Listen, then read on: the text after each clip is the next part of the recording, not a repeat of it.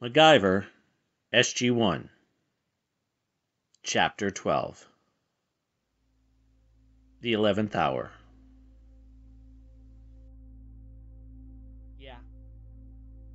Yeah, I know.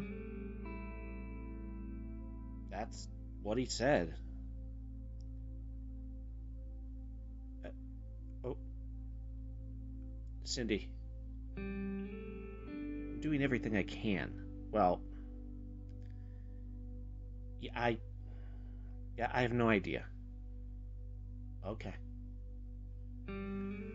General Hank Landry stepped in the open doorway of Jack's office and quietly knocked on the door frame. The same thing. He could see he was on the phone, but wanted to announce his presence. Right. Wish us luck. Jack looked up and waved him in. All right. Once he hung up the phone, his attention was on Hank, who was taking a seat in front of him. That was Mac's wife. I had to give her the latest. Must be hard, not knowing for so long. Yeah. I gotta get down to the gate room and get to the address that guy in Maine gave us. The psychic? Yeah. So, Hank, what's up? Jack was getting up and putting on his off-world gear. Well, I've been thinking. I think I'm going to put in for a transfer to another base. Jack looked up from zipping up his flak jacket. What? Why? Hank rose from his chair. Well, Jack, I really don't think I'm needed here. I mean, come on. Since you've moved back to the SGC, you've been the base commander. I'm not really in charge, am I? Jack closed the distance between the two and placed his hand on Landry's shoulder. Hank, I think you misunderstand. I may be here, but between flying to Washington and going off-world occasionally, I'm hardly the one who runs this place. I mean, I haven't contradicted any of your orders, have I? Well, no. And I don't see that happening. Trust me, Hank. You're needed. Please stay. General Landry looked down for a moment before a smile grew on his face. He felt appreciated and knew Jack was sincere. Okay, Jack. Good.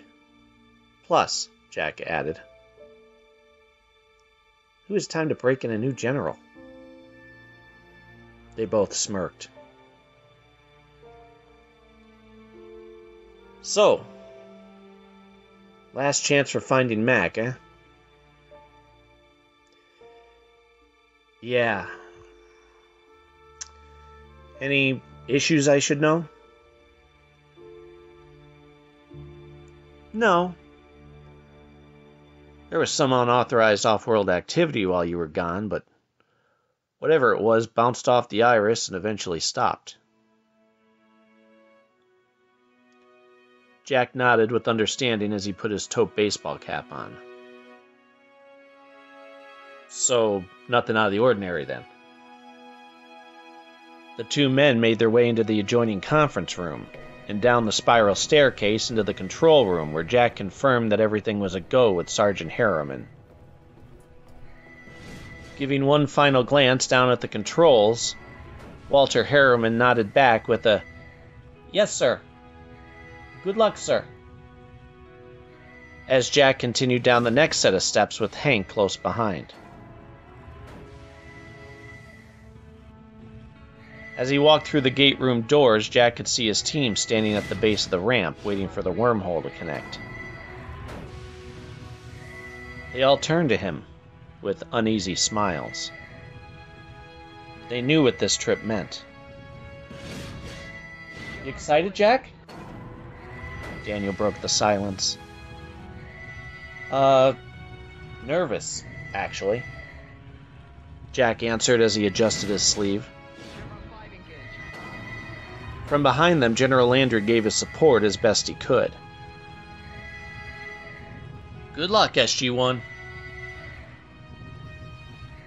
We'll be ready for anything that comes back with you.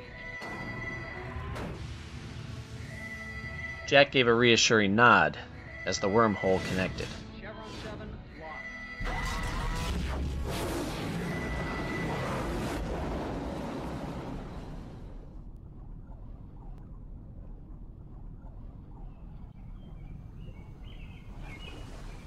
As the team stepped through the gate, they were greeted by nothing.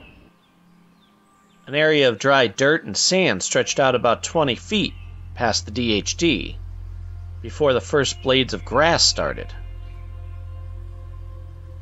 Then, the first trees that led to a thick forest.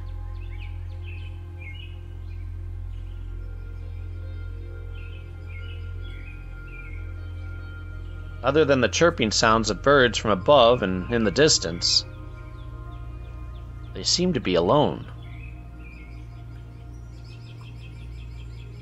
Each member of the team spread out with their weapons raised to scour the area. Teal'c arched his brow. There appears to be no one here, O'Neill. Jack's face tightened. Yeah, we may be early. Smith said we witnessed someone coming through the gate from this side. Carter made her way over to the DHD, and the others slowly followed. Anything?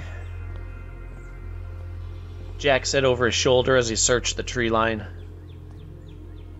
No, sir. If anything, it looks like no one's been here for some time. There's no footprints, and the DHD even has a thin layer of dust on it.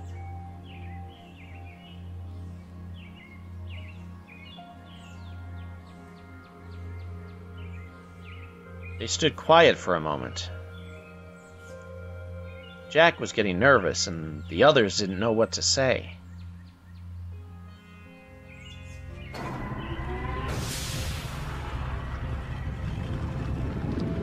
Suddenly, the gate started to spin, and the chevron started to glow. All SG members took cover and waited for whatever came through. Friend or foe.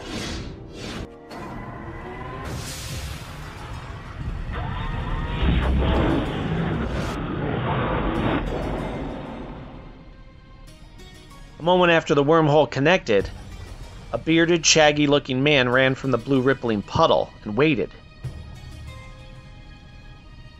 He was dressed in raggedy, drab clothes, like one of the villagers SG-1 would see on many planets that were a few centuries behind their own. A large cannon-like weapon hung from a strap over his shoulder. Suddenly another villager came through. And another. The man with the cannon directed about 15 of them as they frantically ran through the gate. Each followed his hand signals and ran to the back of the gate. The bearded man was the last to leave the gate opening and join the rest behind the active gate. Jack and the rest of SG-1 stood up from their cover and started to make their way over to the group, when suddenly a group of Jaffa came running through, staff weapons open and noticing all members of SG-1. Ah, crap. Take cover! Was all Jack can get out before he and the rest of the team scrambled to avoid the barrage of staff blasts coming their way. Right away, Teal'c and Carter took out the first Jaffa to come down the steps just as 5 more came through. Daniel jumped up and pressed the center of the DHD to shut down the gate, and thereby stopping any others coming through. As the 5 remaining Jaffa closed in, Jack took out one while Teal'c took out the other. Carter noticed the bearded man rise up from behind the gate and aim his cannon up on his shoulder towards the remaining Jaffa. With a click and a whirl, a large purple arc of energy was released and threw the remaining 3 Jaffa 20 feet into the air, knocking them unconscious towards the tree line.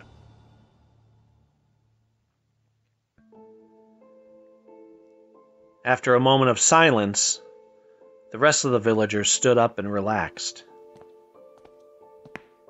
As the dust settled, Jack made his way towards the group and suddenly realized who the bearded man was. Mac? Jack! A look of relief fell over the 2 brothers as they quickly closed the gap between them. As a military leader, Jack was always encouraged to resist showing emotion to others. To stay strong and sure. Stoic. None of that mattered now. He found his brother and embraced him without hesitation. Carter, Daniel, and Teal'c lowered their weapons and walked towards the 2 as well. Well, it's about time, Mac half teased as he pulled away to look at his twin. O'Neill smiled and looked for a response as Carter started the line of hugs from each of his teammates. Even Teal'c embraced Mac beyond the typical arm lock and slight bow of the head. Carter was proud to brag about her husband and CO, even if it may embarrass him a little.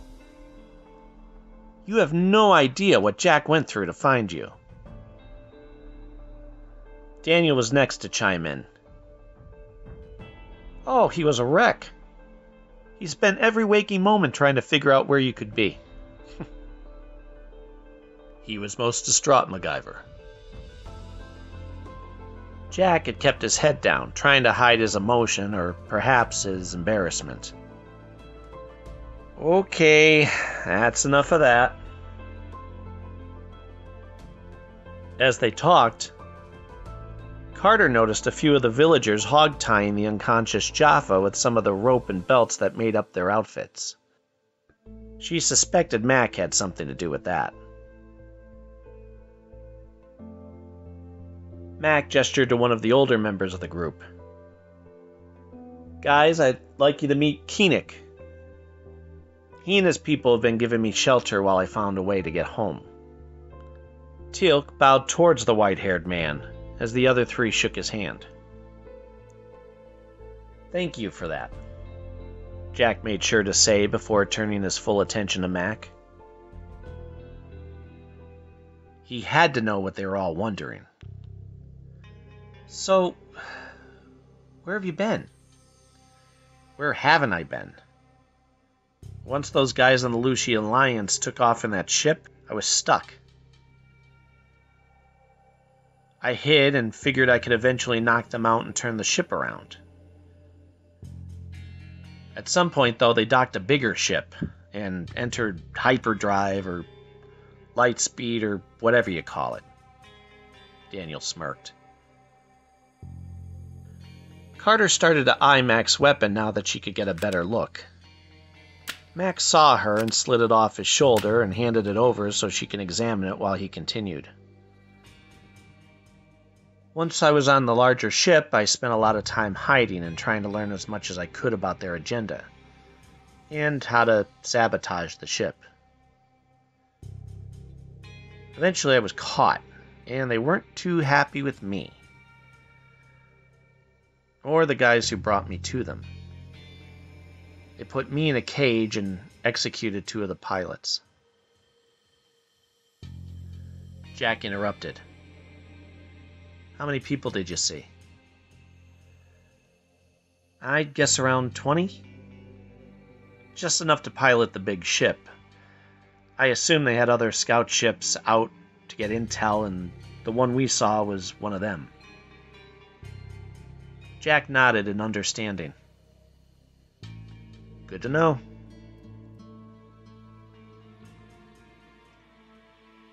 Well, there's a bigger problem. The leader of the Lucian ship was talking to someone, and I think he's taking orders from a Gould. Jack and Daniel exchanged a confused look as Teal'c spoke up from behind them. There are no system lords left in our galaxy. Most of the free Jaffa remain free. Well, there seems to be a growing group of those who prefer to remain less than free. I'm pretty sure it's a Gould who wasn't so powerful, but is now looking to fill the void left by Ball and the rest.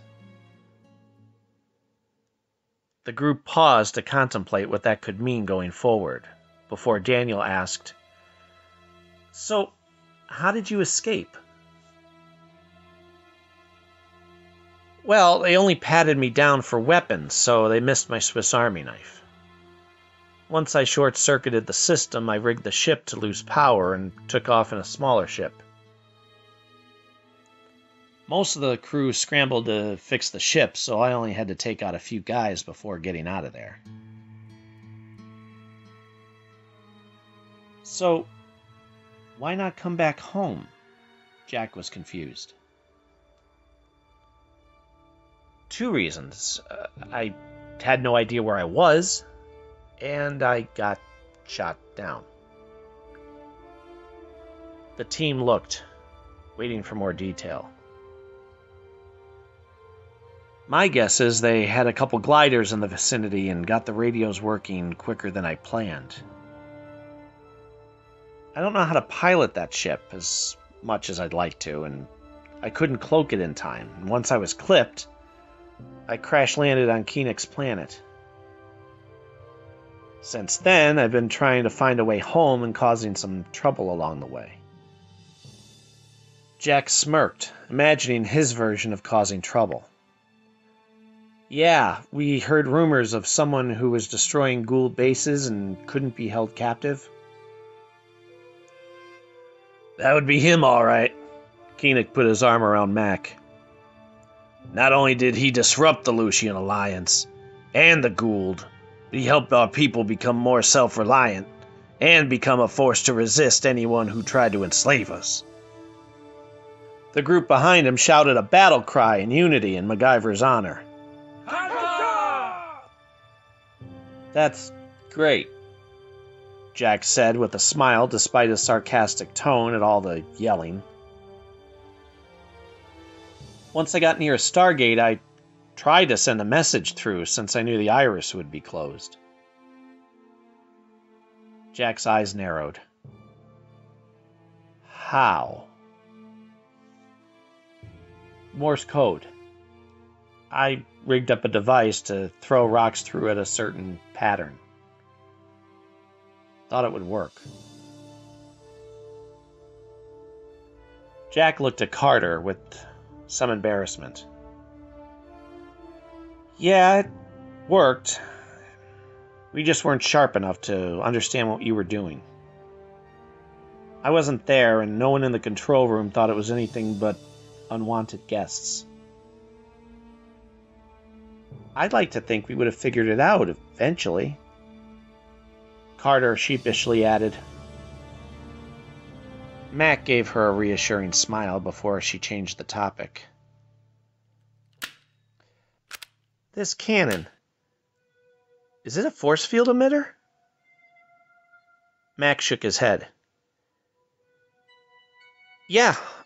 One of the times I was sneaking around a Gould ship, I was able to dismantle one of the force fields that they use as a cage, and with a couple other Gould devices, I converted it to shoot out concussive blasts.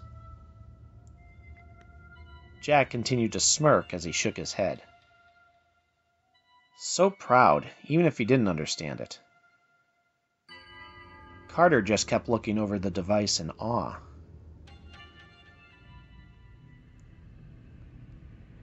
All attention was turned towards the Jaffa as they started to stir. Max signaled for the villagers to stay, as he and SG-1 walked over to the 3 Jaffa. Teal'c lifted one up and allowed him to sit up on his knees. They each wore the mark of Baal on their foreheads. A look of disgust grew on his face as he recognized Teal'c as the former first prime of Apophis. Shova. Yeah, save it. Jack had heard it all before. Who do you serve, Jaffa? Teal'c took the lead, hoping his former status would help intimidate if it couldn't gain respect. One you will know all too well. Do you not desire freedom with your brothers and sisters on Takara? Teal'c was referring to the planet where the Free Jaffa were now based. The anger grew on their prisoners at the mention of it. We have no desire to return to the ruins of such a fragile planet. Since your involvement, it has seen nothing but shame and destruction. In a few short years, the planet held sacred for the Jaffa had been attacked and ravaged by replicators, ancients, Ori, and even the Gould. You are wrong, brother. The Free Jaffa nation is strong and resilient. We are rebuilding as we speak. Join us and be free. Jack figured he was wasting his breath, but like his brother, admired the effort to avoid more bloodshed. Your entire nation is nothing compared to the strength of my new master. Jack was growing impatient. And that would be... The Jaffa soldier defiantly smirked. Mantu.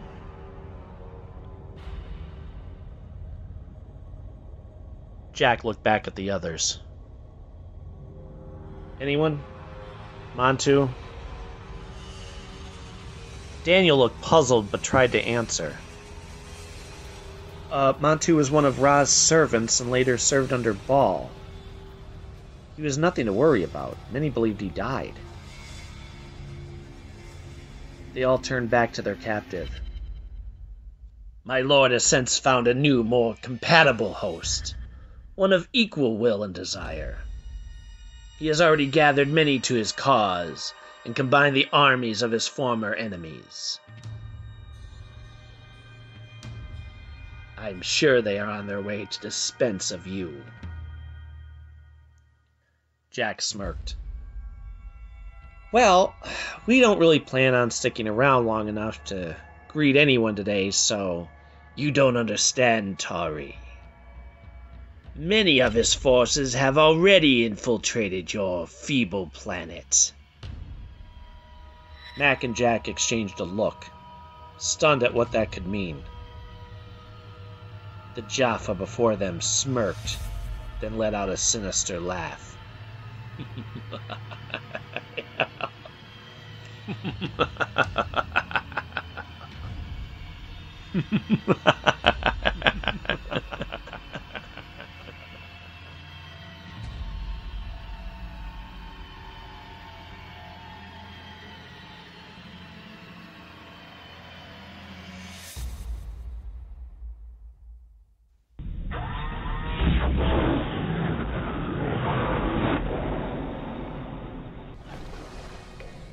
A short time later, Colonel Carter was the first to step out of the gate back at the SGC.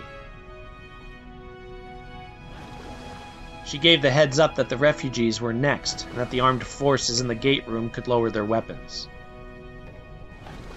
After the last one came through, they were followed by Daniel and Teal'c.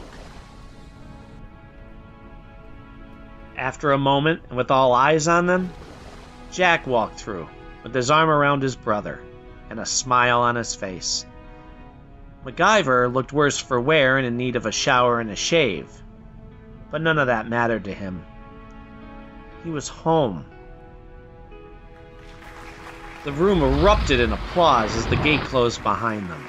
Even General Landry and the technicians were standing and taking part from the control room. SG-1 had decided to leave the Jaffa behind since they couldn't risk having them on Earth. A couple of the villagers carried the weapons of the Jaffa soldiers they were escaping from. Mac was glad they were left alive, but Jack zatted them unconscious so they wouldn't see the gate address as they left. It was one thing not to kill them, but they weren't about to let them keep their weapons either. Amid the celebration, Mac tightened his arm around Jack. He never stopped looking for him. Thanks, Jack. The words almost stuck in his throat. The moment overwhelmed Jack as he looked down and nodded before managing to whisper, You bet. It was a long overdue moment. One they needed to cherish.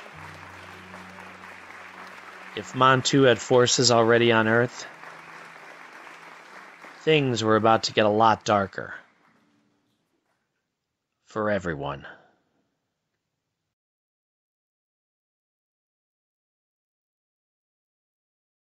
The MacGyver SG-1 audio series is written, performed, and edited by Mac Jackson. Theme song by Brian Brzezowski.